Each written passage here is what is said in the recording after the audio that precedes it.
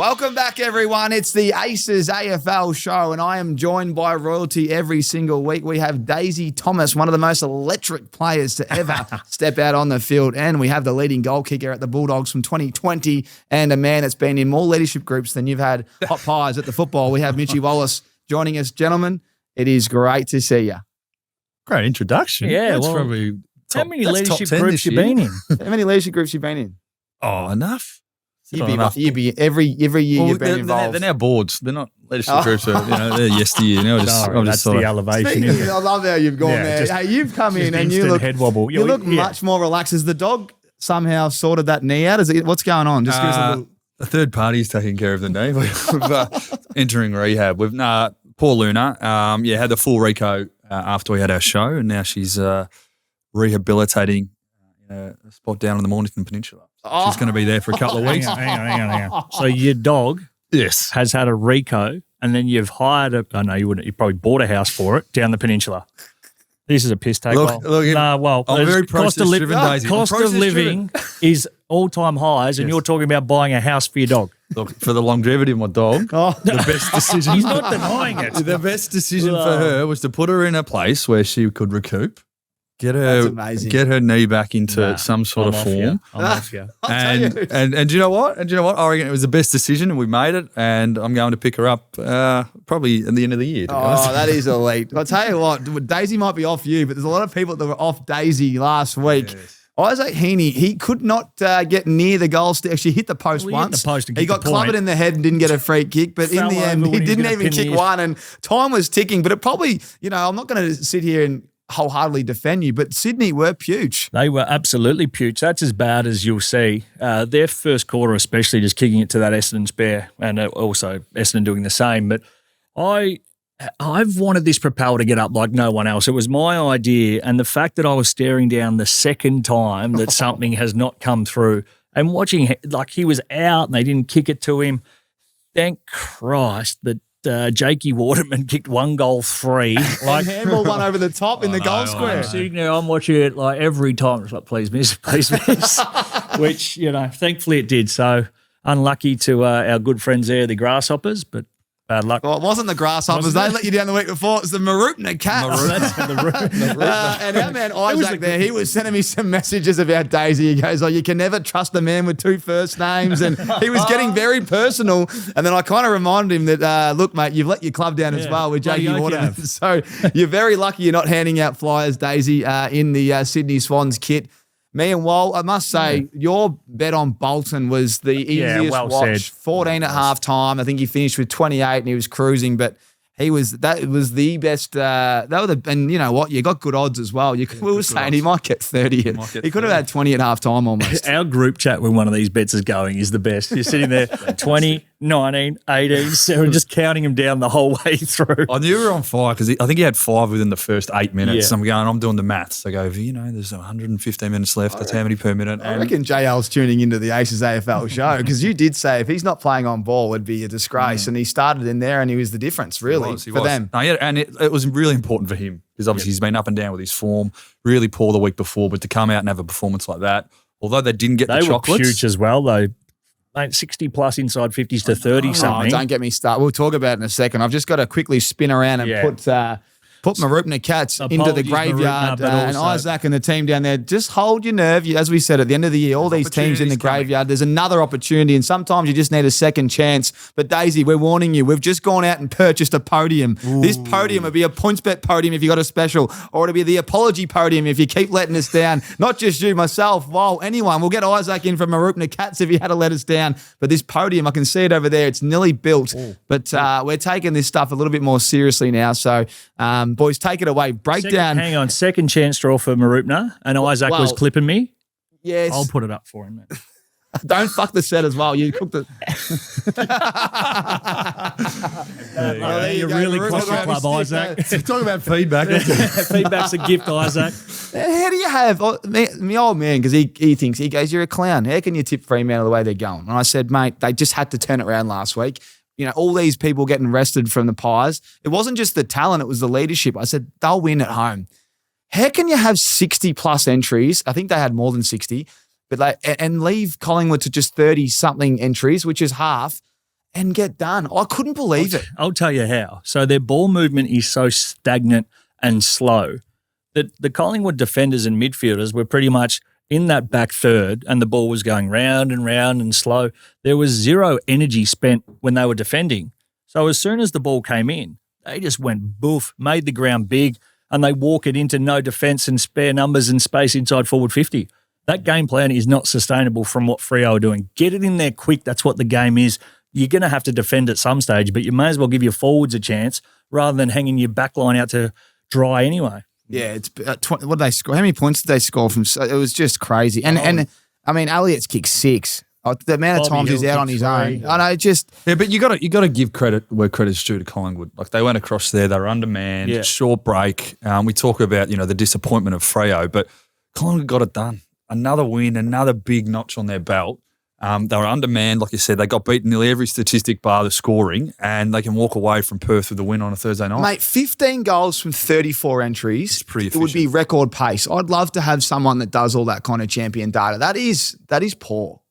It's literally coming in and you're scoring every second time. But Daisy hit the nail on the head, I reckon. They saved a lot of petrol tickets because they weren't wasting energy on defence. And as soon as they turned the ball over, they went really fast. I know Lachie Schultz got hurt, but his electricity in defence was crazy good before he got injured.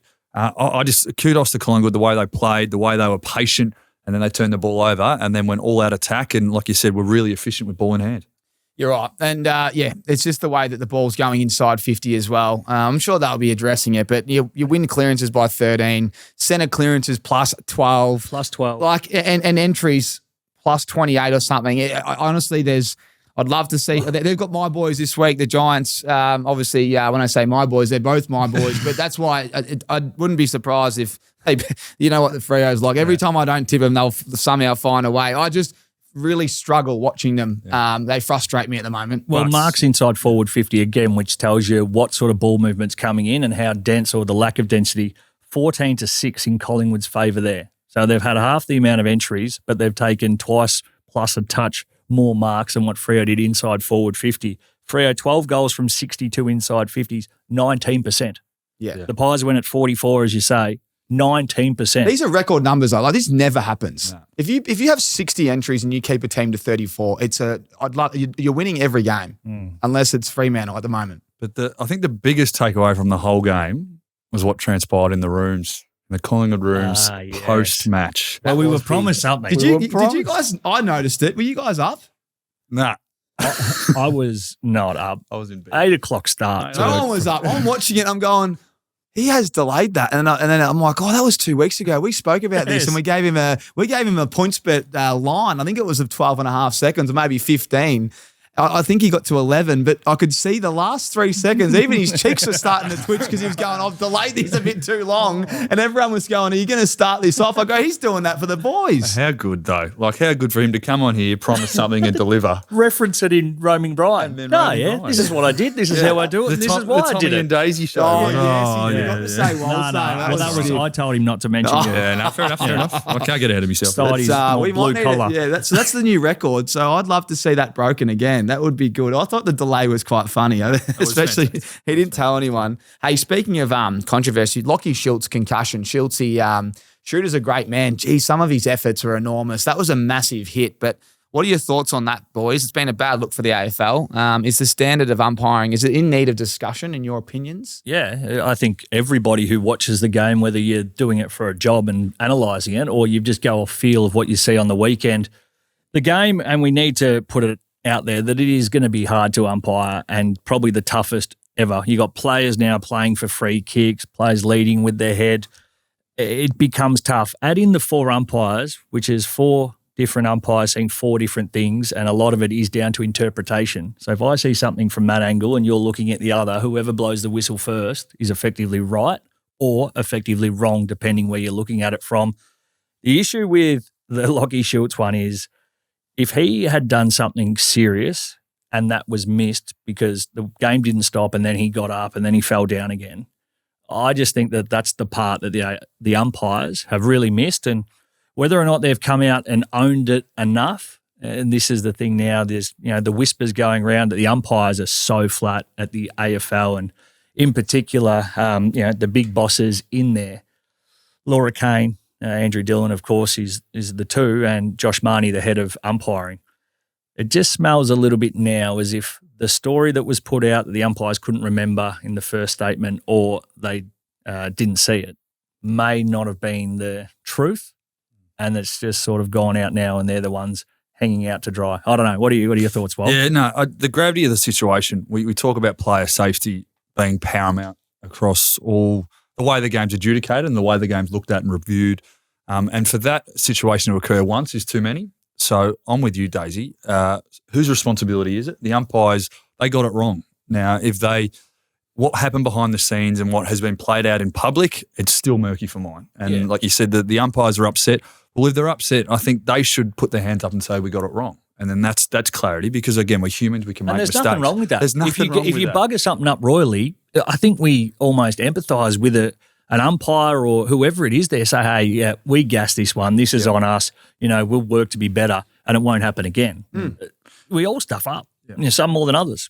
Case in point. Yeah, exactly right. You're spot on. Just own it, and even send a message or call Shooter and say, mate, we're sorry. We should have stopped the game. He would have said, no dramas, lads. I'm all good, and we move on. How because it came out last night on the show Agenda Setters, how that was the exclusive audio when that's open to everyone, including the AFL.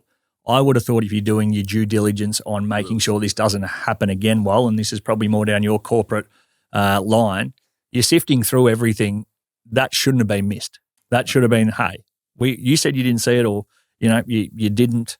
What do we do? Let's listen. We know that you're all mic'd up and they've missed that. So there's a few other elements too. If you're going to put that much of a pressure on the players to make decisions and to look after each other in this space when you're going back to spoil, bump, tackle, the smallest thing the umpires could have done there is blow a whistle because they clearly saw it and they spoke about it. And talk about what's the learning from it. Because, again, we can't control what's happened in the past, but what they can say is they can admit it, and then the next time that they are unsure or undecided whether a player is injured or not, no one's going to blame an umpire for saying, hold on, let's just check if an injured player is okay. And especially when he's gone. Mate, his arm was stiff, his eyes are back of the head. You can see it from the television. But take responsibility and say, okay, got it wrong, next time we will be better. And the fact that he got up, so I can sort of see that if you've missed the hand up and you've just seen him tackle and he's down, and then you're waiting for him to get up or to sort of stay down, because he did pretty quickly then sort of make his way to his feet. Days. How many umpires they got? They got 4. How can one not see him again? But I'm playing full devil's advocate here because you don't want to get into the point where, and this is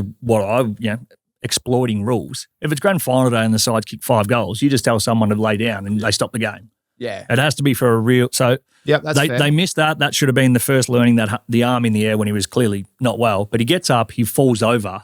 The umpire makes the sound through the effects mic. And then you don't stop it, that's the issue. That's when you clearly know that your kid's unwell and he should be stopped, the stretcher should come out. Well said. I don't think it's just this issue as well. So we'll move on from that, and well said, boys. But I don't know if you caught Cozzy Pickett. He's in the goal square and he was legged. He was absolutely tripped. The guy just grabbed his ankles right in front of the umpire. I think Jared Waitley is completely flabbergasted at the missed Pickett trip. He said, sack them all, he quoted. I don't think we need to sack everyone, but how you can't see someone grab your feet in the goal square, it blows my mind. And I'm not saying it's easy. I've actually only done the boundary umpiring, boys, and it was actually quite tough just doing that. But that was one for me where I went, how is that not a call? Yeah. No, I agree. And look, an answer, we'll talk at the end of the year when they're doing a review of the umpiring system. Do you go back to 3 full-time umpires? You get them in full-time. But there's not enough umpires, and I'm pretty confident in this, not 100% sure, but to the numbers, I think there's only 3 AFL umpires who miss out every week. So for the list of umpires they have coming through. Well, there's not a whole lot of, I guess you'd call it selection integrity, as it would be a football club. If you've got 20 blokes on your injured list and you only have 28 to pick from, well, 4 blokes miss out, but there's probably 4 that should. So the fact that it's not full-time, there's no real accountability to these decisions. Like the Corn last night was saying they should be dropped for 4 weeks, which is probably fair, like a month off, go and reflect. But I don't think that can happen due to the lack of umpires, which is a broader issue. Again, there's no kids coming through that want to be umpires, and then you just throw this in the pile of the AFL mess that is. That's really good for context, though, because, again, we're trying to throw up solutions here. But if you don't understand, we're not you don't understand the state umpires. of play. Exactly. And if you're an inexperienced umpire and you're not sure, and then you've got another experienced umpire, but he's the furthest away, mistakes will happen. So this is part of a bigger problem. But again, it's constantly spoken about, the same with the MRO, and nothing seems to change, which I think becomes a frustration. There's a lot of empathy for them, though. The rule changing throughout the season, I think Toby even said on the TFG Tuesday podcast, he goes, you can't just implement a rule mid-season. And that's what happens in our game. And that would be hard for them to adjudicate, like you said. But one for me that stood out, I can't believe. So stand, bang, you're not allowed to move, right? Do yourself a favour this weekend. When someone marks the ball, watch them not stand, slowly creep back, and then they just kind of run away, but they still in the 45. It's unbelievable. And I see it every mark. Yeah, Collingwood's notorious. But they do it. I couldn't believe it. And now the theme for me is every kick is play on. Every kick's play on. It used to be like, you can hit the easy one, like little short one. Now it's play on. Hey. But the stand the mark, it's non-existent anymore. Essendon gave, and then so you watch the first 6 games of footy across your weekend. You then roll up to the Sunday, I think it was Essendon-Sydney game. Yeah. And the first 5 50s of the game are played for blokes who were told to stand who didn't. So you've had that game adjudicated differently to every other one. That's frustrating. But I'd say that one was probably to the letter of the law correct. Yeah. So as a player, you're going, well, what am I meant to do? Yeah, stand, do I creep?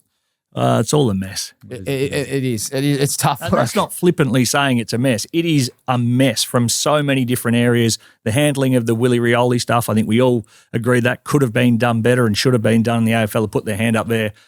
The tough thing is, and when you sit here and you try and find solutions, well, what do you do? What can you do? And that's for the AFL to answer, not us, but it's probably harder than us just spinning about like it now. You go from 4 to 3 and then you got more depth.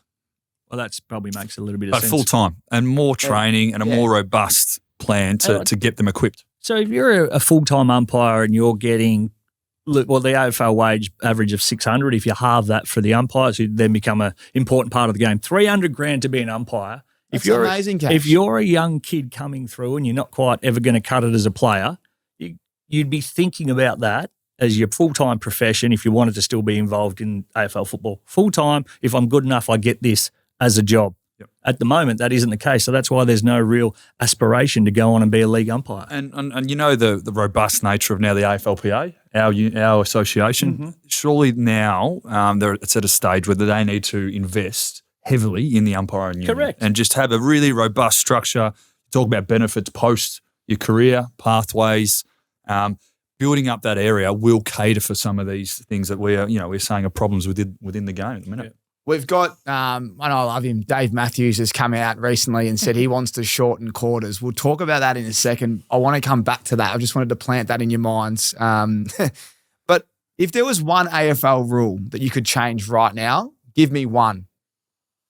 And if you haven't got one, I can kick us off while you think. No, you kick it off. I could give you one that they need to implement for the shorter quarters, that last touch rule in between the arcs. Explain that to me. Well, you know how there's insufficient intent everywhere and whether it's right or wrong. Just make it whoever is clearly last touched around between the arcs. Yep. In general play, free Midfield. kick to the opposition. Then we'd lose a lot of stoppages. Correct, which would speed up. But you want that rule. I'm asking you, what's a rule that you would like to get rid of or you'd like to implement? You know what? I would like to get rid of the ruckman being able to take it out the ruck and not disposing of it. I won. Yeah. It's my one. But again, I'm throwing shit at you. But Yeah, he's excited. That's a good one. the ruckman these days now do that. And for a while, that was another rule that was holding the ball. If that's on the line, if you're in a forward 50 stoppage like Tom Hawkins did in the grand final, there is a lot more consequence for you trying to grab it and kick it. It's a high-risk play. Correct, rather than now it's just a free hit. I think an extension to that, prior opportunity rule, if you dispose of the ball incorrectly Dropping and you're the ball. dropping the ball, Yeah. and it's a blatant dropping the ball, and it's because you didn't have prior, but you blatantly dropped it, that is holding the ball Yeah. and should be adjudicated a free kick. Correct. Currently, it's sometimes game to game, it's adjudicated differently. But if you clearly let go of the ball just because you're getting tackled, that has to be a free kick. What would you again. change? Have The you got one, Tommy? fundamentals. Yeah, I like that. I like all of yours. I like overtime with a draw. Yeah, nice. I don't understand why I've thought about it, but Well, the grand final and the finals now do. yeah, every every year there's only a few, like say 2 or 3, and they are a privilege. And no one leaves the stadium happy. No one playing, no one coaching, no one watching. Everyone's filthy. 5 minutes either way, load management. I don't think anyone cares. We all want to win. It's all part of it. It's all a part of it. And overtime is what I want. I'm strong on it as well. I don't care if you're a fossil out there, you got your traditionalist. It doesn't matter. Yes, there's 2 points, but I don't think overtime. Overtime, I'm strong on it. I know a lot of people hate it. A lot of people love it. It makes the product, and it only happens, it'd be an absolute honour to be at that game to watch overtime. The first one when it comes in, everyone's going, overtime, 5 minutes each way. It never, I mean. It would be a game within itself, how you tactically go and do it. Yeah, but see, I reckon layers to that. So 10 minutes of playing time, and then it's golden point after that. You talk about load management. You don't want to keep going. That's exactly right, man. 10 minutes, or then, I said this a couple of years ago, imagine a 3-person penalty kickoff from 30 metres out. You don't, no one on the mark, you just got to kick behind the line. Oh, please tell me that's not theatre. Yeah, no, it's theatre. And that's what I think we need. I just think the draw's done. I think we're better than that. It was, do you know what? Because I didn't tune in to the last quarter. I didn't actually tune into that game at all, to be honest. It was a draw. Good honesty. Well done. Owning your mistakes. But when it was a draw, I'm like, okay. Yeah. And you just hollow. It's just a hollow feeling. Brisbane slipped up, but they didn't really, they didn't lose. And then poor North, who can't win a game to save themselves. We'll talk about that. Let's talk about that. That last entry, made me sick. I said to I was actually at my uncle's place having a roast, and my family was there. It was Mother's Day. I said, I think North's a serious chance for this game. There's always an upset. I remember Richmond beating Sydney last year. I said, North are just so due to just rock up. I think they're in Hobart or wherever they were. And at the end of the game, I go, they're a big sniff here. And then as he's rolling in, I can't remember who had the ball, but had the 3 deep options and went the lower of the eyes. And I just thought, just pump it in and give yourself a chance. But in the end, we get the draw. Would have loved overtime. We got to wrap up this umpire chat because we could be here all day. The boys look angry. Did you catch the Showdown 57, boys? What a game. It was an amazing game. And I thought Port actually really impressed. I thought that Adelaide would blow them out the water. And instead of us breaking it down, I thought we'd go and get another special guest. In fact, he's on the line right now, the skipper of the Adelaide Football Club. We have Jordan Dawson joining us. Dawso, how are you, mate? Thanks, fellas. Thanks for having me again, Tommy. I love joining the show. We have your jersey still hanging up behind me. I don't know if you can see it, but that's got your squiggle on the back. And we'll do something special with that. Daisy... we'll kick off with the Showdown, but I must give you an update. Daisy has not tipped you boys for the top 8, but now he has you as the number 1 ranked team on his power rankings. So how do you feel about that, Dorso? Mate, I'm not surprised. Daisy jumps around a fair bit. I've seen some of his tips. He's a positive. He's nah. I don't know, mate. I think maybe because we knocked his old mob off the other week and I got him a few tickets, he was pretty happy. So maybe he's back on our side now. So it is testament. Appreciate the love, Daisy. I was struggling to find some tickets for a mate who went over with his missus, and he's a Blue supporter too. And the skipper here just said, "I'll sort you out." What about the Showdown, mate? Unbelievable game of footy, but more importantly, your big key defender, the big Irishman, Mark Keane. How good is he going? He's crazy good. I mean, it was obviously an unbelievable game, and they're always exciting to play in, and no matter what crowd it is, they get up and about. So it's definitely good to walk away with the win. But yeah, Keeney, he's an interesting cat. He's he can do some rogue things at times, but I think his defensive stuff this year has been awesome, and he loves those big moments. I think he lives and dies by the sword a little bit. He'll try and mark, and yeah. Thankfully, at the end of the game, he was able to hang on to that one. But he's been unbelievable for us this whole year, to be honest. He's takes the best forward and also gets a bit of offense going for us as well. So he's been a massive player for us so far this year. I chased up a bit of insight from Matty Boyd, who was his defensive coach at the Pies. He said in his first VFL game, he gave away a 150-metre penalty because he hates getting beaten that much that he loses his mind at times, and he's just the biggest competitor. And in that instance, he didn't understand that you couldn't blame it on the umpire. Yeah, that doesn't surprise me at all. He's very fiery. He's probably a typical Irishman, to be honest. He's so competitive, and he just wants to win. And I definitely had a few run-ins with him over pre-season in our little handball games and stuff. I'd push his buttons a fair bit, and we actually got in a bit of a fight. So it's all part of it, but he's starting to control his temper a little bit more and channeling it in the right way, I'd say. Fantastic. And And Geordie, let's talk about your first two showdowns. Obviously, you starred in them a couple of years ago. You featured last week on the pod for your kick after the siren because it made my top 5 of kicks after the sirens, which I received a lot of feedback about. Is this a pump up at your own segment? Oh, it is. It's a pump up my own segment. But obviously, you mentioned how big the games are, but crossing over from the Swans, did you realise how important it was to the town and your football club until you played in one and won one? I did see your top 5, and I ranked 4th. I think that was a bit stiff. I thought I should have been a bit higher, but mate, it was your third game for the club. I'll take top 5 is pretty good actually. I'll take that. But I'm SA born and bred, so I kind of knew the magnitude of it. But until you're in the inner sanctum and there for the whole week, and obviously preparing for it, you don't really realise how much it does divide the state and the families and friends. And it's it wasn't until I actually ran out for my first one, and thankfully it was a home showdown, and just how crazy the fans were, more than usual, and just the build up throughout the week. It's just it is unbelievable, and it's something you don't realise, especially being in Sydney for 6 years. You kind of forget how much SA loves their footy, and it's an awesome game to be a part of, and you definitely circle at the start of the year the two that you have, and thankfully we got the away one out of the way, and we also got the win, which is nice. Yeah, fantastic. And just on a side note, let's talk a little bit about Matty Nicks, your coach. What's your relationship like with him? And I know you've been there, this is your 3rd season now, so you've had a bit of time with him.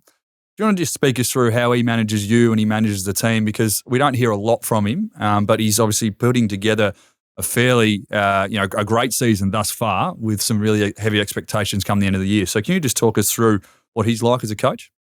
He's been massive for my own personal development as a footballer, but as a person as well. And one of his kind of mantras is just prioritising others and building connection within the group. And you can see that with the way, since I've been here, the way we've kind of moulded as a group and how connected we are. And it probably stems from our off seasons. There's still 20 or 30 guys hanging around in Adelaide training together. So he's massive on that, and it's definitely that kind of new age coach where it's all about connection and building players up. Obviously, at the right time, he'll hit blokes between the eyes, but he has the ability to do that because he's got the relationship with all his players as well. So he's been massive for my footy, and like I said, as a person, he's a fantastic bloke to have. And I don't know if he was at the Giants when you were there, Tommy, but he's a ripping character too. Yeah, he was. He was elite. He did our ball movement, and that's why I had a laugh with you in Adelaide at Gather Round. And huge shout out to you and the boys that attended, and everyone that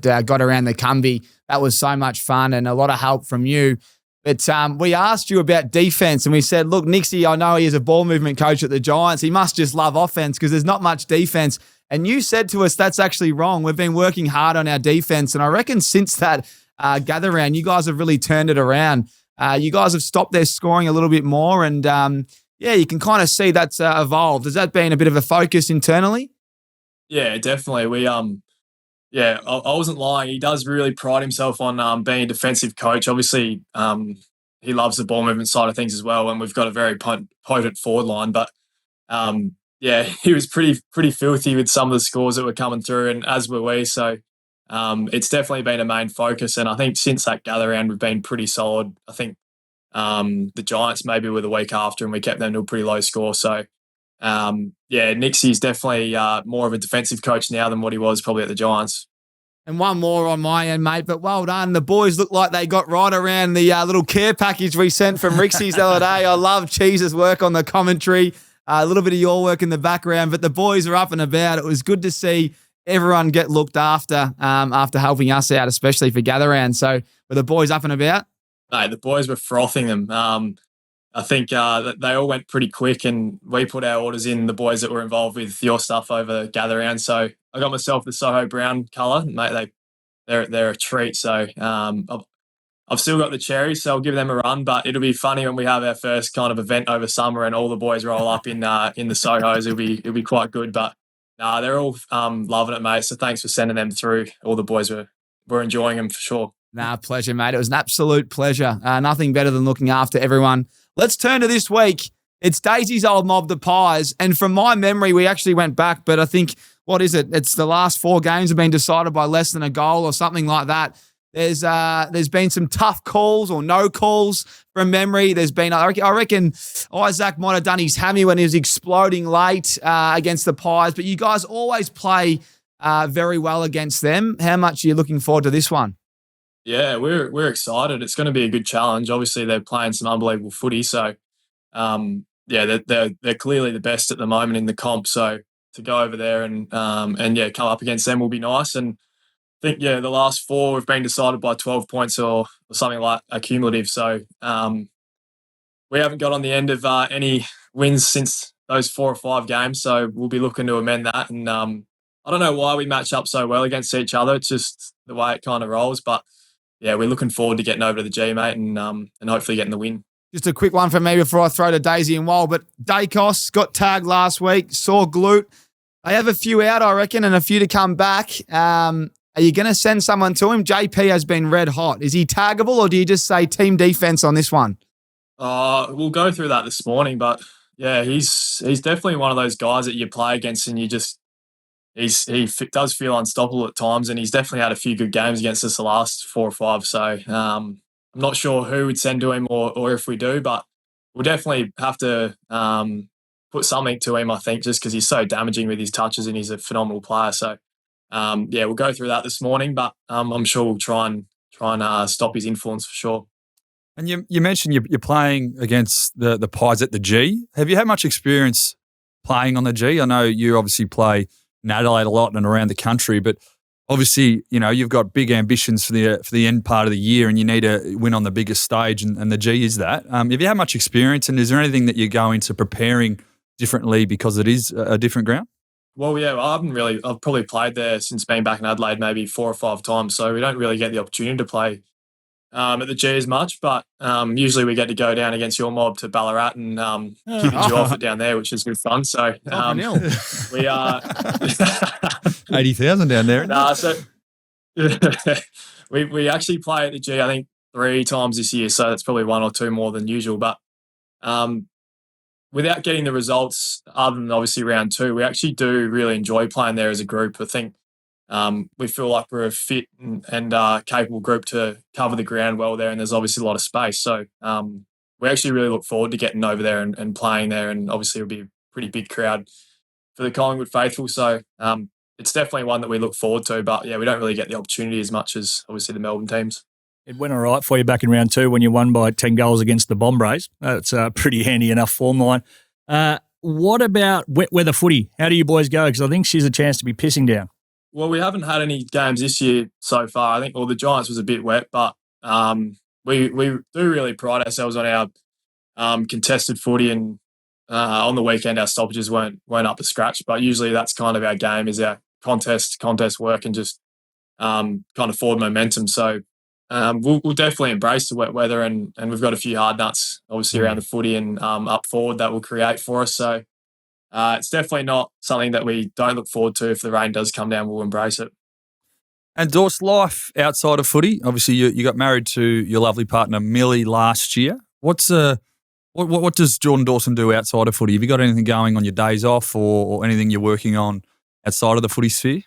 Yeah, so I've done a little bit of coaching. I've put the uni degree on hold at the moment. I was studying teaching, but it's on the back burner at the moment. But love to get out for some golf. There's a few of us that get out and play a fair bit of golf. Walk the dogs a bit, mate. What's your handicap? Just joined that. 5 at the moment. But I'll have a hit tomorrow. I'll see how we go. With that kind of stuff. And are you the best at the club? I think there's a ranking that comes out every year, and boys are filthy. Give us the quick rankings at the club. Who are the top 4? Yeah, you're right. Myself, Big Fog, Kieran Strawn is up there, and then 4th would probably be maybe the Texan. So, but he's off about 14 or so. So we need a few blokes to drop their handicaps down a little bit. You'd be able to smoke at the big Texan, surely. Blown out a little bit. Mate, we can't thank you enough for joining us. We know you've got your Oppo analysis meeting and you're at the club and you've got a big day today.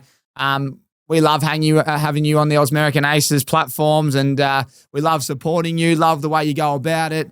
Keep going, mate. It's good to see the Crows flying. It's been a tough few years, the last few years, but you guys are flying. Actually, I got one more that's just come through. Something Riley O'Brien. Just before you go, is he really one of the smartest men in the world, or is he the smartest man in the world, or is he just all show and no go? Because he's talking about the popes, he's talking about all kinds of things, and he seems to know what he's talking about when he's having a discussion with the press. Mate, he is definitely one of the smartest guys in footy, that's for sure. He says it correctly though. He says he's book smart, not street smart, and that's definitely the case. He knows all his information about the Pope and whatnot, but some of his comments just around general knowledge is just horrific. So I'll give him that. He's very book smart, but street smarts, I reckon most of the boys have got him covered. So he's a great guy, and he's a very smart man. But sounds the opposite of me. I don't know what he's talking about. Popes for, mate. Fair shout, that one. Mate, thanks again for joining us. Go well this week. Big game against the Pies. And we'll have you on soon. Hopefully in studio whenever you're down in Melbourne next. Thanks, fellas. Love coming on the show. Chat soon. Oh, there you go. The skipper of Adelaide Crows Football Club, just touching on street smarts and did Riley have an incident with a ability to tweet or stuffed up a tweet, or his phone was he had to go? Come on, Riley. Be careful with Riley. I don't know what Pope and all that's going on, but he doesn't know how to use the old the tablet on with his big fat fingers. So. Fat fingers. Fingers. Did you catch that? I did see the press conference of him talking about the Pope and the most influential one and whatnot, but did you guys see that one? It made me laugh just purely because of you guys asking me last week who's going to win. If you want to have a decent laugh too, go and look at Tom Barras and some of his interviews. Not a laugh. He's just a deep thinker. His philosophies, he's on a different sort of wavelength and level to a lot of things. But I love listening to people who can break things down on a different level to how I see the world. Yep. He's a legend. A very deep level. Yeah. And just in closing out the showdown, player appreciation. It's that time of the week where I want to really pump up a player. And Connor Rozee, captain of the Port side, he's putting together a really impressive season, isn't he? And All-Australian halfback. He's an All-Australian halfback. And you put him anywhere. He was a showdown medalist, and now he's winning the coaches' votes as well. So he's being recognised across all eyes that are on the footy, averaging nearly 29 touches off the halfback flank. We spoke about his change in role. But I reckon he's really standing up in a team that's like a yo-yo, up and down, up and down. He's consistently putting out value and being a really solid contributor every week. Do we like it? The medal went to a bloke in a losing side. Was he clearly the best player on the ground? I thought so. I thought Riley Thilthorpe, my man, who just saluted through, but he took like 6 contested marks in one of the quarters earlier. I just thought he was enormous, and he did it on their best defender. I thought Riley was stiff. Okay. Yeah. For a big forward, what else can you do? I don't know how many marks he took, but he was. I understand, and don't get me wrong, Connor was enormous, but in the end, that I felt like big filthy, the big liver king deserved it. I just think the integrity of the medal, is it best on the ground or is it best player on the winning team? It has to change, but then it has to be across the. Because is it the bog? Is it the best player? Some of the marks he took. I'm just trying to get his stats up here. What do you have? He had 10 marks, 3 goals, 15 disposals. How many of those contested? I'm just clicking on his name now as we load this one. Contested marks. You heard of 5 contested marks and 5 marks inside 50. Now, as a team, it's hard to get 5 inside 50. He had 5 himself. 6. Have you heard? There you go. Freo had 6 and the 63 entries last week. So I just thought he was pretty stiff. Have you heard of confirmation bias? Have you heard of what that is? No, I think Matt DeBoer might have, some real intelligent operators try to tell me this. Confirmation bias is where you're looking for an outcome, so you specifically look at that and nothing else. Is that because I had him as me propeller? Yeah. So what you're doing is he's going to have a great game and you're just confirming what you're thinking by only highlighting what he's doing. Hey, Rozee was enormous. I just thought in the end they won by 5 points and that was because of big Liver King. Maybe we should get something up here like Wool's life lessons or something. Just anything that's real profound. We should get it underneath the graveyard. Hopefully that graveyard stays empty so we can put a few quotes there. Look, boys, we've got to keep going. It's round 10. It's Sir Doug Nicholls round, and it's where we celebrate the Indigenous Australians and all their contribution to our great game. And it's one of the best weeks in terms of 2 weeks. It's over now, which is even better. 2 weeks. And the jerseys, I must say, are looking elite. There's already been a few that I've seen. I used to love that at the club when the story and the person designing the jumper came and gave the backstory to what their upbringing was, some of their elders and some of the stories that have been passed down generations. It's just a really important part of our game and something that as a player, I used to love looking forward to and buying into. Well said. And I was quite lucky being at Fremantle. We'd have some great ceremonies. And it's a special time. Suns are shooting for 8 in a row in Darwin. Wow. They love Darwin, Wal. And let's just get straight into round 10 action. As we said, Sir Doug Nicholls round. And we're kicking it off Thursday night football. It's the Suns hosting the Hawks in Darwin. And I don't reckon the Suns have had a Thursday night game. Well, I can't think of one for a long time. So they would want to be putting on a show, and they are looking like having a season. So, Wal, this is your breakdown, must watch. This is Give my it to must us. watch. Yeah, and I'll start with Hawthorn. So they're a side sitting third, so 7-2. So they're sitting pretty, but I don't think they're put together their best football. When we talk about their last 3 wins, West Coast, Richmond and Melbourne. So they're going okay. They're winning games of football that they should win. They're comfortable inside the top 4. We talked about Jack Gunston on the show last week. His return to form, he continues to impress. He's keeping the young kid out of the side too in Kel Shadir, which, again, is a good thing. That's his selection integrity. And he's had 7 shots on goal, so he's getting plenty of opportunity if you could try and kick a bit straighter. James Warple, best game for the year. Yep. Important. Now they're throwing some money around him because he needs to re-sign. I think Hawthorn have to lock him away. But it's a real test because they've had the comfort of playing in Victoria the last month, 3 at the G1 at Marvel. And Darwin, as we all know, is a different kettle of fish. It's a whole different circumstance. It's nearly a different game up there. So we'll talk about Gold Coast loving the NT. That's 7 in a row. You said they're going for 8. It was a gritty win against the Dogs, my old mob, but they need to get going in some of their consistencies because we talk about a loss to Richmond. They beat Sydney. They lost to Brisbane, and now they beat the Dogs. That's up and down as well. So if they're going to be fighting at the end of the year, they'll need again to keep winning. I expect Matt Rao to do a bit more. He was well held a couple of weeks ago, and he didn't have the best game of the weekend as well. Is he the one that they're going to now? When you think of he didn't get attention last week. He was just really poor. Not poor. He just didn't accumulate the ball in the first quarter, first half. But his third quarter was enormous. I might have had him in the same game. I was just tracking him nicely. This is called confirmation bias. Well, I'll be confident that he'll have 25 this week. As I said, download the PointsBet app. It is built different, like Matty Rowell. And that's not my propeller bet. I'm just telling you. Okay. He will. I reckon he's had 2 down weeks. But I'd expect him to be big. Concerned at all with the Hawks and the way they moved the footy and it being slippery and wet? Yes, and that's back to, again, the importance around stoppages and territory game.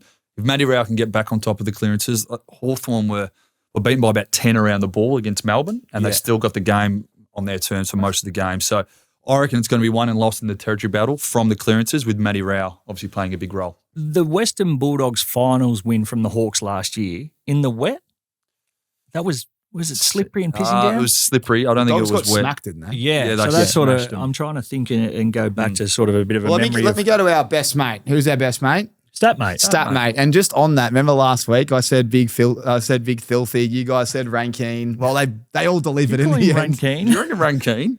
What did you call it? Rankin. Oh, fuck. Just putting a little bit of juice on it. Have a look over my shoulder. Big Keeny. I'm just trying to merge the two together. Why is that Rankin?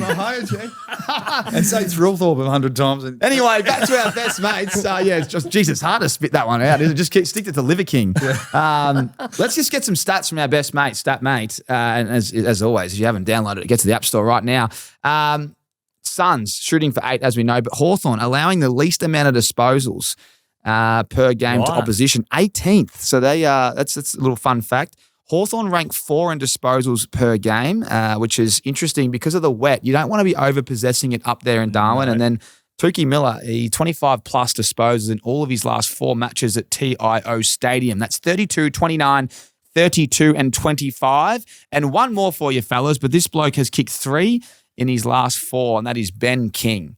So there's a few stats there from our best mate, Statmate, and we know they are the perfect person to get around. They're your best mate, in fact, when it's building a multi. And we're talking about Thursday night footy. You're sitting on the couch. It's not yet the weekend. It's a perfect time to have a little dabble, to invest in Statmate and have a look at what you can get for value. It's just good to like. I've definitely loved referencing my brain. Yeah, what'd you call it? Referencing. What was the thing you said before? Using your brain and confirmation bias. Bit of confirmation bias, then just getting my best mate out, Statmate. And when it all aligns, it has this week for me. Later, I'll tell you what that is, but that is aligning perfectly And I think that a little bit of overpossess from Hawthorn, I reckon the Suns can get the 8th in a row. Just a little bit of lifting the curtain in the prep work that I do for a lot of the TV stuff and radio stuff I do. When you need to know that, instead of going to AFL tables now, StatMate's it. Because it gives you last 5 against the opposition. It's everything you need without having to look through the big Rolodex that is the AFL tables. So, again, pretty handy stuff to have. Tipping, Dave?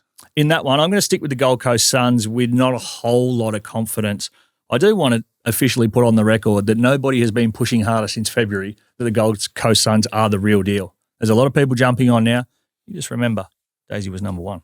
And Daisy was number 1, but they didn't beat Richmond, and his future bet went down because he said they'd be leading after round 6, and they lost to Richmond. I can't believe they lost. I rocked up with the truck. I would just open the little back and was ready to get the suitcases of cash. Some bad beats this year, and that's Lipinski's snap is one, and that's got to be the second.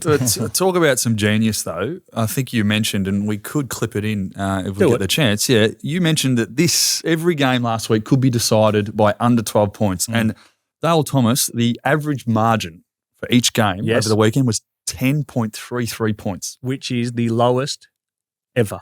So you're seeing them like beach balls, there's something in Is your there water. any chance, Dale, that you could find a propeller bet? Don't talk this general nonsense, son. I need you to lift onto propeller. Sort it out. Oh, seriously. He gave a good rev up last week. I'm giving myself one now. You need to lift. You need to inspire me. You got to show me all the guts and determination you got inside of you. I cannot wait. I can't wait to see what you've tipped this week. Oh, this is good. No doubt it'll be Darcy Cameron for 20 or something. Riley Phil Falk, 25 possessions or more.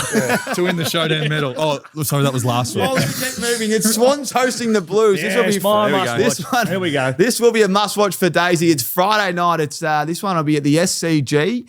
Have you done a little weather report before you start? Yeah, it's a chance of some rain, not as much as the day before. I do know that because I'll be heading up early to play some golf. Not the point in this one. This is, for me, season on the line for the Swans. They've got a month coming up that they could be making a real inroad to the slow start they've got. You look at who is to come. It is the Carlton this week, then Melbourne at the G, Adelaide. Probably lose that, but it is at the SCG, and then they've got Richmond before they get to the bye. They're 3-6 at the minute.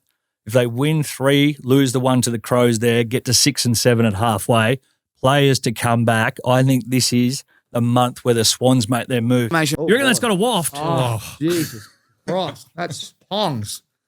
Did you watch them against Essendon last week? They couldn't get a. This is why, mate. This is why. Couldn't even get an entry on his chest. The ball use that they've had and the opportunities they're missing. Like you watch, and I have done that. I've gone back and watched enough film to make me loony, and maybe I'm going for positive confirmation or whatever you're talking about.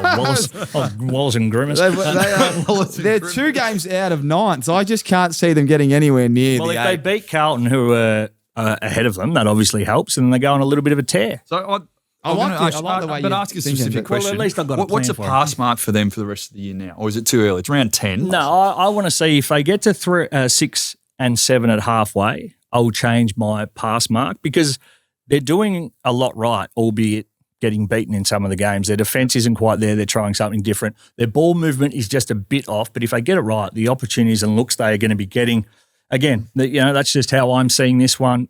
And, fingers crossed that Daisy Boy's right, not for the Blues fans out there because they'll be trying to do a similar thing as they're trying to hang on to their season. I'm telling our Aces listeners that I disagree. It's only because of the teams they play after the bye. It'd be very tough unless they got a lot of troops back, Daisy, and they turned it all around. I haven't seen enough. Anything else about this game, mate? Is there anything you like? No. That's it. Just all eyes on. It'll be good. I'm looking forward to seeing you. You've been on fire, not just on Channel 7. I've caught a bit of Triple M lately, and I love listening, especially last week. I was driving to me mum's and mum and dad's for Mother's Day, and I had Triple M on, and you and Stevie, and it's a good crew you've got there. So keep up the good work, mate. It's very, very funny. It's very engaging stuff. Season-defining, like that's. I'm not saying that flippantly because if they do then lose another one to Adelaide, if you start to get some confidence here, obviously confidence dented on the weekend, but it would have been, hey, we can play better. Start to roll. Just keep an eye on that. And what about Carlton? Again, I still just don't really believe. Yep. And I don't know. I don't know if that's because I've been to the place and I've sort of got that little bit of trauma in the back of my head that they haven't been able to do it for long enough. their game's okay and in okay areas. The good news is they're limiting scores against. I think they've only given up more than 84 points once this season, which is really good going. But, Mackay, Curnow and De Koning all in the side look really good. Mm-hmm. Still just don't really know where they're at, and I don't think that's overly harsh. I think it's fairly accurate. Yep. It's a huge game for Carlton. I think Carlton, this is a massive game for them. I believe that. How are you tipping? I'm tipping Carlton. I reckon Sydney's had their measure the last few times up there, and I reckon this one Carlton's got better form. So with the two big boys, I mean, look at Harry Mackay. He's come back. He's a different man, but if you can't stop both, in my opinion. So I expect that. Quick one. This is not my must-watch, but this is always a classic. I grew up barracking for Essendon, still do, but waiting for them to play finals so I can get back on the bandwagon. How many teams do you go for? Well, I was a kid, Hurdy, Lloydie, Scotty Lucas. Anyway, Dogs, Essendon. Does anyone think that the Bombers are a genuine contender? Just quickly. No. No, not this year. Finals contender? Do you think they'll play finals? No. Nah. They've beaten 13th, 14th, 15th, 17th and 18th. Richmond on the horizon. Correct. That's it for all those reasons. Fact. Yep. Yeah. And then Rory confirmation bias. And just some late news. The big Lobster just re-signed 2027. There you go, Bulldogs fans. That's breaking news right here from Tommy Morris Jr. Wow, that's well done. That's one of the great stories. He's a whipping boy when he got to the club. He's been paid a lot of cash. I don't think he's been on less than $1 million since year 3. That can't be right. He was paid heavily at the Giants. He had a breakout year. He was playing on the wing. He then went to Freo for a bomb, and then he went to Bulldogs for a bomb, and now I don't know what his new deal is, but I reckon the Lobster has cashed in as good as anyone in the league. Probably Sam Reid at the Swannies. He was always out of contract and cashed $1 million a year. I reckon he's been on huge bucks every year. Well, you know what? I take it back. I take all the praise I was going to give him for being a whipping boy. I'm going to keep moving, boys. We're going to be late. The only thing is, but just to firm up why he might be on a packet is he used to play that well against the Bulldogs. You know those teams that was running. He kicked 5 goals against us, probably 3 years in a row. And he was just in our eyes. He was another answer to our troubles. But we got him across and then, couldn't find the footy. Could not find the footy. Couldn't draw you one. Couldn't do it. Seriously. And then threw him back and everyone's like, Bevo, you're a ludicrous idiot. And then howdy doodly, he's produced a really good, strong season. Howdy doodly do. Is that a little Ned Flanders reference? Howdy doodly, neighbour. No, but I'm wrapped for it. And you talk about praise. Nah, he piss off. He's on $1 million a year. Get a kick. He's getting married in I think he's getting married in the I'd love to know what he does for his hair this week. Maybe dollar signs, Rory. Put the dollar signs on the back of your head this week. I love seeing what he does. Righto, mine is it says the Tommy Sheridan Cup what are we going? On the run sheet. The Giants hosting the Fremantle Dockers. This is an interesting one. I don't know what the team's going to look like for the Giants. We know Stringer's got the hammy. Toby said he's touch and go with his ankle. Jeez, that looked bad. The Dockers, when you play that poorly weeks and weeks, you generally rock up with, everyone rocks up, but there's a different kind of confidence. Yeah, I don't know what I'm trying to spit out here. Resolve that sort of hard edge to you. And just start. They can start well. They're playing pretty well. As I said, their clearance work's great. It's just not efficient in the forward line. So this will be a close game. I think PointsBet's got the Giants at $1.30 or something, but I can't see the Giants blowing out Fremantle. I think this will be a close contest. I just hope Fremantle play on and they play quick. That's all I care about. I know they don't, but you're wasting a season if you don't change something. And it's as the head coach, you can. It's a handball receive, give it. You know when someone runs past for a handball receive and someone doesn't give it? In AFL, you just got to give it. They'll take their 5-10 meters and they'll bomb it in. And because they've done it really quickly, there's no roll-off defense. Sam Taylor can't roll off. So that's what I want to see from Fremantle. Something for 3 years, though, under JL now. And that's a whole preseason. Playing on quickly, going off turnover quick in the corridor. Give me 2 players that are going to have to play outside of their skin for them to win this week. Well, it's got to be a small forward because I don't know how you're going to have, I love Joshy Tracy and I love... Well, he has to play well because Sam Taylor's the best defender. Traditionally keeps it at 2. So if he kicks 4, that's a huge... Yeah. That's there you go. There's one. And then the midfield, last week I had a bit of a laugh with Tommy Green and the boys, but it's almost shake hands and see you later. So Brayshaw, Sarong and whoever else floats in. They had Bolton last week versus Tom Green, Callahan and whoever else wants to roll in. I don't know what the teams are looking like as we record this, but Bedford missed last week. He might tag. So it's that midfield versus, I reckon, Tracy v. Taylor. And if you can win 2 of them, then you win the game. I like it. So who's winning? I'm tipping the Giants. They've just beaten Geelong. I can't go. Just so you know, I've had money on free all year. I've finally given up, boys. You've got me. I'm done. And you watch this, mate. Watch what happens this week. They'll get the chocolates. Speaking of getting the chocolates, boys, it's time. It is time to get the chocolates. I've had enough of going down one leg. I don't know what your legs are going to be this week. It's time for the Prophet Propeller. This Prophet Propeller that we've got going on for local communities. So if you're just tuning in and you haven't, look at Daisy just pumping his chest up. If you listen to this, he is whacking the chest hard. It looks like the 100-man versus the one gorilla over there. I'd take him one-on-one, the gorilla. Come on, it's time. I have given some strong feedback earlier in the program and said, Daisy, it's lives on the line. If you pick someone this week, put your life on the line and tell me who that would be. So, boys, I'll start with Daisy because it's important that we get this one right and we move through. Daisy, after all the reflection. Don't tell me what to do. North Melbourne playing Richmond. Nick Larkey, 3 or more, $2. Bang! Daisy's back, baby. How's he been kicking of late? Don't you speak to me either. You just worry about yourself. Come see me next Wednesday. Noah Bolter playing. It's a day game, isn't it? It's a day game. Oh, it's not a night game. No, perfect. Noah Bolter's playing. I'll take him 6+. Oh, there we go. All right, I like it. Nick Larkey, Dead-Eye Dick. What about you, Lol?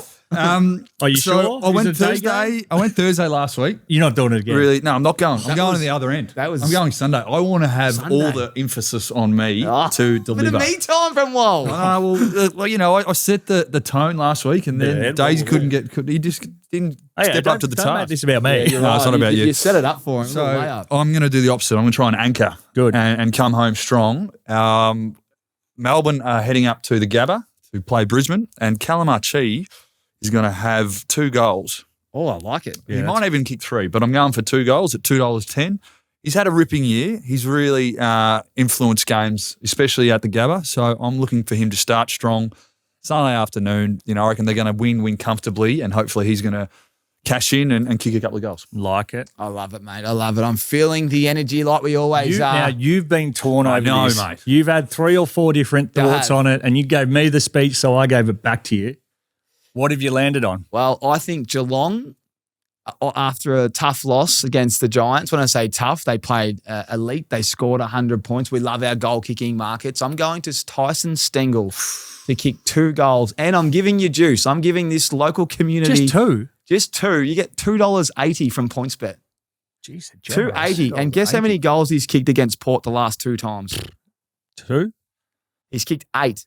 He's kicked 4 and 4. So all I need him to do is just... Well, he had 2-4 on the weekend. He's getting shots. 2-4 on the weekend. He's getting shots. I think this is This could be it. I tossed up between him and Jezza, but I'm going to lock you in. Tyson, kick 2 for me, King, and let's get this propeller home. We're so due. We are due for this thing. Because Geelong are coasting at the minute. They're not flying. They need a big win. And this is Saturday night or Saturday? There should be a little bit of drizzle around as well. Yeah. Small forwards love a little bit of drizzle. He plays deep.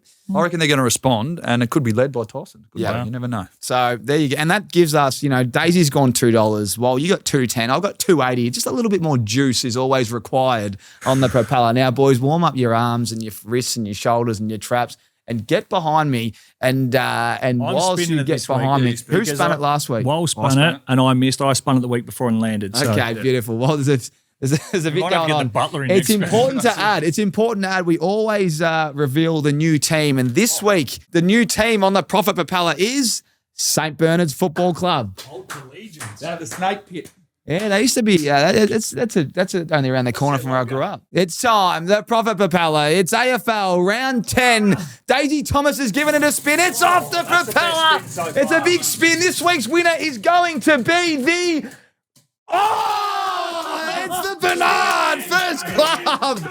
Oh my Lord! It was Riddles Creek next door, and Newborough Football Club on the outside, but it's St Bernard's. Wow. That's the first time all year. It's taken 10 rounds, and a club that's entered, St Bernard's, have then landed on the spin. So, Daisy, well done. That is unbelievable. But it's not that really unbelievable unless we hit. So, I'm going to call the ambassador / president, whoever's written in, and give them a call and lock their bet in.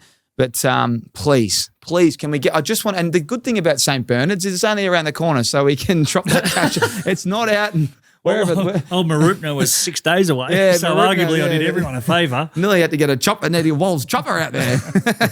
It's been a good week, boys. I think the only other thing I've got on the agenda is Luke Jackson. There's a bit of mail around him wanting to come back to Melbourne. Do you think that's a bit of mayonnaise, or do you think there's a little bit of legs there? I think that this was floated mainly by Max Gawn on radio and Triple M, and it might have been a little bit of the art of distraction to take away from Clary tagging, Christian Petrarca, and all the other noise around the Melbourne Footy Club. So well played, Max. Yeah, that is actually well That's done. intel. Yeah, that's chess, not checkers, boys.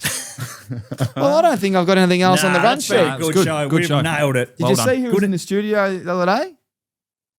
Dyson? Dyson Look at Daniels. his little Dyson Daniels signed NBA ball. How'd you go with him? Well, that's coming home with me. No, it's not, No, it Daisy. is. You stole I think the Collingwood jersey still hasn't popped back on the set. I think Jack Crisp's jersey's been stolen by Daisy. Jump on my Instagram. You give you a chance to win it if you transfer me $50. You can get more than that. He was great. He's a big Richmond man as well, and he still kicks the ball Did he go every to the- week at the training facility. He takes us Sharon over to Atlanta and he kicks with his trainer. Thank you, everyone. Make sure that you hit that subscribe button. Huge shout out to everyone that tunes in weekly. We're loving your support. We are planning an event. We have just started a little bit. Walls called an AGM. He's got it. He goes, boys, I missed the one in Gather Round. We need to do an event. So just if you're in Melbourne, there's something coming. Make sure you get your eyes and ears around that one. But we're just planning that one, and that would be awesome to see all your faces. And we might do a little pre-game show at a pub. Just a little bit of an FYI, but that's coming. Well, Pencil it in the diary. Stay tuned. pencil it in the diary. Well, which diary is that going to be? All right, that's enough for me. The Aces AFL show. Thank you so much to everyone that tunes in. Hit the subscribe button. Flick this to a mate. And as we said, Dyson Daniels on the Tommy Talks podcast this week. Get around that and the NBA show. We'll see you same time next week right here on American Aces. Yeah, they used to be. That's only around the corner from where I grew up. It's time. The Prophet Propeller. It's AFL round 10. Daisy Thomas has given it a spin. It's off the propeller. It's a big spin. This week's winner is going to be the. It's the Bernard First Club. Oh my Lord! It was Riddles Creek next door, and Newborough Football Club on the outside, but it's St Bernard's. Wow. That's the first time all year. It's taken 10 rounds and a club that's entered, St Bernard's, have then landed on the spin. So, Daisy, well done. That is unbelievable. But it's not that really unbelievable unless we hit. So I'm going to call the ambassador / president, whoever's written in, and give them a call and lock their bet in. But please, can we get? And the good thing about St Bernard's is it's only around the corner, so we can drop that cash. It's not out and wherever. Old Marupna was 6 days away, Yeah, so Marupna, arguably I did yeah. everyone a favour. Nearly had to get a chopper, Nettie Walls chopper out there. It's been a good week, boys. I think the only other thing I've got on the agenda is Luke Jackson. There's a bit of mail around him wanting to come back to Melbourne. Do you think that's a bit of mayonnaise, or do you think there's a little bit of legs there? I think that this was floated mainly by Max Gawn on radio and Triple M, and it might have been a little bit of the art of distraction to take away from Clary tagging, Christian Petrarca, and all the other noise around the Melbourne Footy Club. So well played, Max. Yeah, that is actually well That's done. intel. Yeah, that's chess, not checkers, boys. Well, I don't think I've got anything else on the run that's been a sheet. good Good, show. good We've show. nailed it. Did you see who was in the studio the other day? Dyson? Dyson Look at Daniels. his little Dyson Daniels signed NBA ball. How'd you go with him? Well, that's coming home with me. No, it's not, No, it Daisy. You is. stole I think the Collingwood jersey still hasn't popped back on the set. I think Jack Crisp's jersey's been stolen by Daisy. Jump on my Instagram. You give you a chance to win it if you transfer me $50. You can get more than that. He was great. He's a big Richmond man as well, and he still kicks the ball Did he go every to the- week at the training facility. He takes us Sharon over to Atlanta and he kicks with his trainer. Thank you, everyone. Make sure that you hit that subscribe button. Huge shout out to everyone that tunes in weekly. We're loving your support. We are planning an event. We have just started a little bit. Walls called an AGM. He's got it. He goes, boys, I missed the one in Gather Round. We need to do an event. So just if you're in Melbourne, there's something coming. Make sure you get your eyes and ears around that one. But we're just planning that one, and that would be awesome to see all your faces. And we might do a little pre-game show at a pub. Just a little bit of an FYI, but that's coming. Well, Pencil it in the diary. Stay tuned. pencil it in the diary. Well, which diary is that going to be? All right, that's enough for me. The Aces AFL show. Thank you so much to everyone that tunes in. Hit the subscribe button. Flick this to a mate. And as we said, Dyson Daniels on the Tommy Talks podcast this week. Get around that and the NBA show. We'll see you same time next week right here on American Aces. need your bodyguard to be quick. And Gas is as quick as they come. Still, he's not as quick as a PointsBet app where I can place my same game multi before he's had a chance to even... We'll call that a draw. It's never been quicker to piece together an NBA same-game multi with PointsBet. Memories. PointsBet, built different. What are you really gambling with? For free and confidential support, call the number on the screen or visit the website.